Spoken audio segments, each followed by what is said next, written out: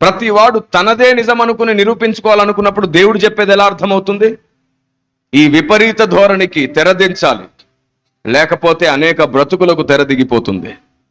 ఎందుకంటే చివరి దినాలలో సంఘం విచ్చలవిడిగా దూషణ పాలవుతూ, దూషించుకుంటూ, ద్వేషించుకుంటూ అల్లరి పాలవడం దేవునికి ఇష్టం లేదు. ఏదైనా సమాధానంగానే సంఘంలో జరగాలి. ఆయన అల్లరికి కర్త కాదు, సమాధానానికి కర్త.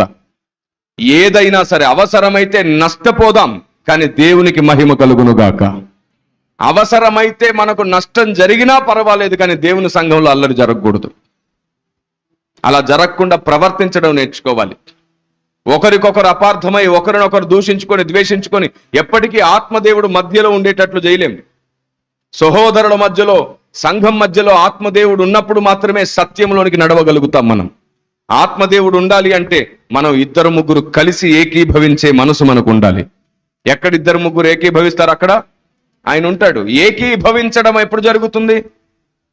ప్రేమ ఉండాలి కదా. అక్కడ ప్రేమ లేని చోట ఏకీభవించడం ఎలా జరుగుతుంది? అందుకే సత్యము ప్రేమతోనే చెప్పమన్నాడు. ఇప్పుడు అంతా పిచ్చి లాజిక్లు తీసుకొచ్చారు. ఖండించమన్నాడు దేవుడు, బుద్ధి చెప్పమన్నాడు దేవుడు అనేదాన్ని పట్టుకొని వారు తమ లాజిక్ వాడుతున్నారు. ఖండించు, బుద్ధి చెప్పనే దగ్గర సన్మానించమని కూడా అంటాడు. సన్మానించు, ఒకరినొకడు సన్మానించుకొనొచ్చు, హెచ్చరించుకొనొచ్చు, బుద్ధి చెప్పుకొనొచ్చు, ఖండించుకొనొచ్చు. సన్మానం లేని చోట హెచ్చరికలు, ఖండన, బుద్ధి, సాతాను పని జరుగుతుంది. అక్కడ చాలా మంది సంఘంలో ఏదో చేసేద్దామనే తపనలో, సంఘాన్ని ఏదో సరిచేసేద్దాం అనే తపనలో అవమానించుకుంటున్నారు.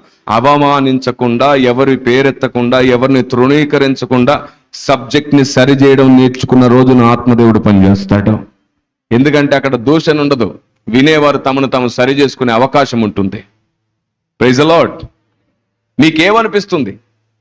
మనకు తోచింది చేస్తూ దేవుని చిత్తం చేయగలమా? లేదు. ఆత్మఫలం సమాధానం.